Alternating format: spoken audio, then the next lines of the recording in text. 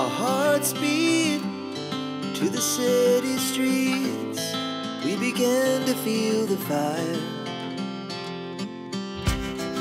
We rise like tall buildings as the chemicals they take us higher. The night's young. আসসালামু আলাইকুম my YouTube family, I hope আপনারা সবাই ভালো আছেন। তো আজকে সকাল সকাল ব্লগ শুরু করেছি, তাও আবার মাছ নিয়ে।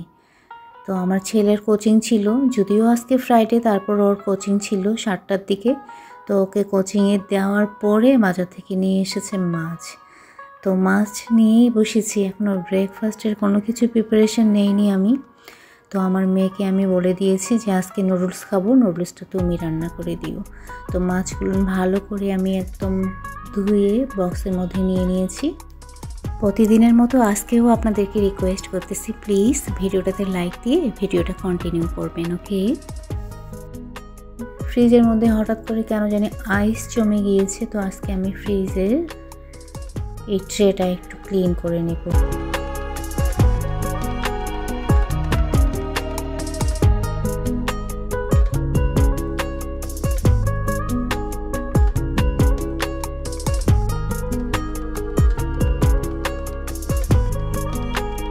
ফ্রাইডে আর স্যাটারডে তো ছুটির দিনে একটু কাজটা বেশি হয়, তারপরেও আমার ভালো লাগে, কারণ পরিবারের সবাইকে আমি এই দুটো দিনেই খুব কাছে পাই। তো আমি একদম পরিষ্কার করে নিয়ে বক্সগুলো এখন ঢুকিয়ে দিলাম।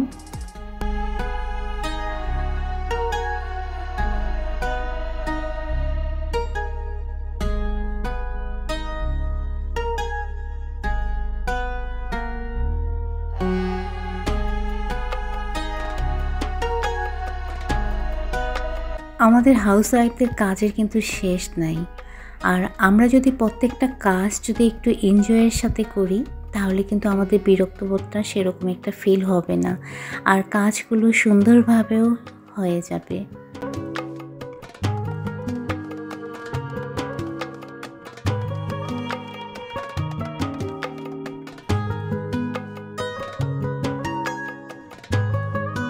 এদিকে কথা বলতে বলতে আমি বাসনগুলো সব ধুয়ে নিয়েছি, যেগুলো বাসনে আমি মাছ ধুয়েছিলাম। আর এখন যেটা করব, এই যে এটা একটু পরিষ্কার করে নেব, কারণ মাছের পানি পড়েছে। তো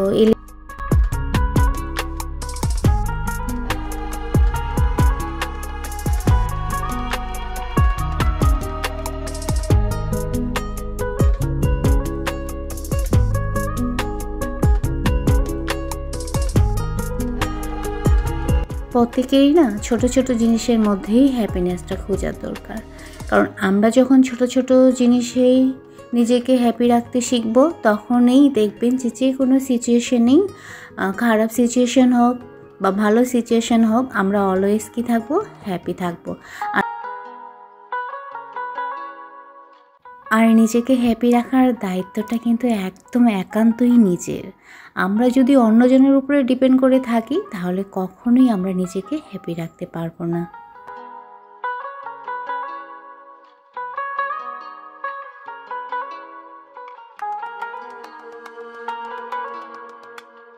তো ডাইনিংয়ে ফ্যানের নিচে এসে বসেছি, আর ওই যে আমার ড্রাই ফ্রুটসের লাড্ডু একটু খেয়ে নিলাম, কিন্তু বেশিক্ষণ বসে থাকা যাবে না, কারণ সাপ্তাহিক ছুটি আর ছুটির দিনে প্রচুর কাজ। তো আমি আমার ছেলের ব্যালকনিতে এসেছি, ওর ব্যালকনির জানালাটা একটু আমি ঝেড়ে পরিষ্কার করে নেব।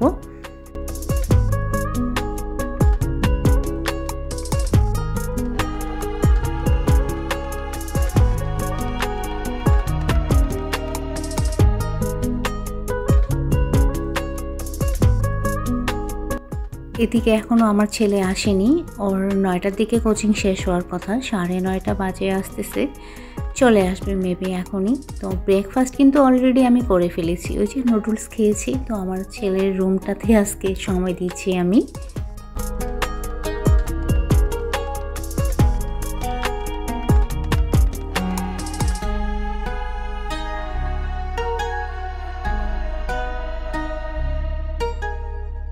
তো বাসার ঝুলগুলো একটু ঝেড়ে নিচ্ছি আমি, কারণ সাপ্তাহিক ছুটি, ওরা সবাই আছে। অন্যান্য দিনে না একটা নির্দিষ্ট টাইমের মধ্যে তো সবাই সবার মতো চলে যায়, আর ঠিক ওই টাইমটার মধ্যেই আমাকে কাজগুলো কমপ্লিট করতে লাগে।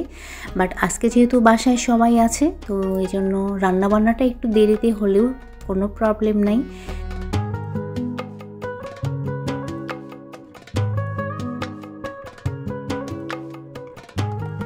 তো আজকে আমি টাইমটা বেশি দিচ্ছি ঝাড়া আর মোছার ক্ষেত্রে। ধোয়াধুয়ি যেটা কাপড় চোপড়, এটা কালকে ধোবো। আর এদিকে না ওই যে তালের রসটা আমি জাল দিয়ে ঘন করে এভাবে না ফ্রিজে রেখে দিই অফ সিজনে খাওয়ার জন্য। তখন বিশেষ করে না শীতের সময় তালের বড়াটা খেতে কিন্তু বেশ ভালোই লাগে। ঠিক ওই সময়ের জন্যই আমি এটা এখন ডিপ ফ্রিজে রেখে দেবো।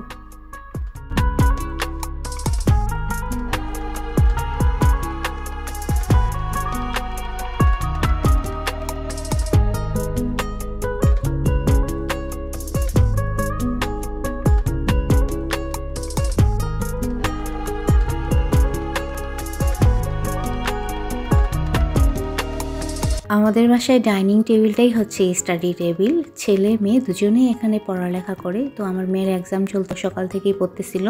তো যাই হোক, ওকে আমি বললাম, বাবা তুমি এখন ফার্নিচারগুলোর মুছে ঘরগুলো ঝাঁট দিয়ে দাও। তো আমার মেয়ে ঝাঁট দিয়ে দিচ্ছে, আর আমি এদিকে রান্নাঘরে অলরেডি কিছু রান্না তুলে দিয়েছি। সেটা আপনাদেরকে দেখাতে পারিনি, এজন্য দুঃখিত, কারণ অনেক লেট হয়ে গিয়েছিল। তো মাছ রান্না করতেছি, তার সঙ্গে বেগুন, আলু আর লেবু দিয়ে একটা ঘাঁটি করব আর ভর্তা করব।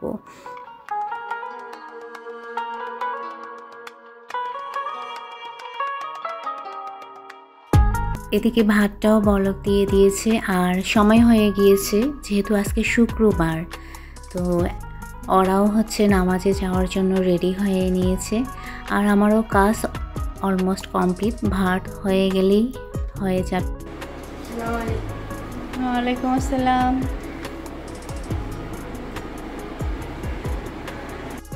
কালকে গ্রাম থেকে ছোট ভাই এসেছিল। তো ছোট ভাই জাম্বুরা নিয়ে এসেছে, গ্রামের বাসার জাম্বুরা।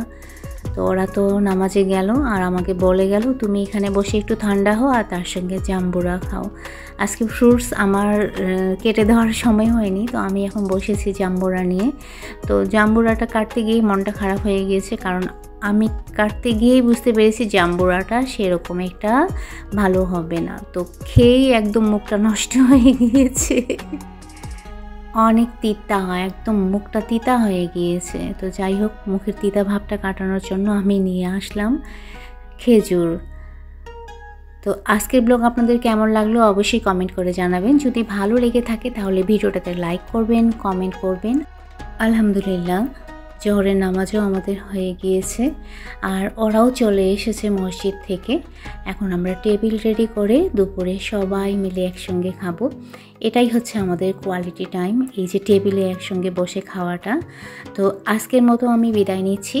আর হ্যাঁ, যারা আমার চ্যানেলটাকে সাবস্ক্রাইব করেনি তাদেরকে রিকোয়েস্ট করব, প্লিজ চ্যানেলটাকে সাবস্ক্রাইব করে দিয়ে আমার পাশে থাকবেন। ওকে, সবাই ভালো থাকবেন, সুস্থ থাকবেন, নিরাপদে থাকবেন।